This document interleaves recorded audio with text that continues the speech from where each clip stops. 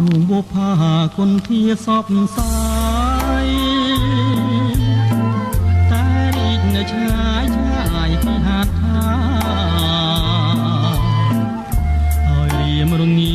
ប្រក្តីប្រាថ្នាចង់បានមករួមរាំងមេត្រីប្រងអើយប្រលងមិនចេញយល់ចិត្តបើគេអានិនមកតែបែកដីមិនได้ធ្វើមិនដឹងខ្ញុំទងរីរៃជឿចោលថ្លៃថាខ្ញុំព្រមស្នេហាអូក្តីសង្ឃ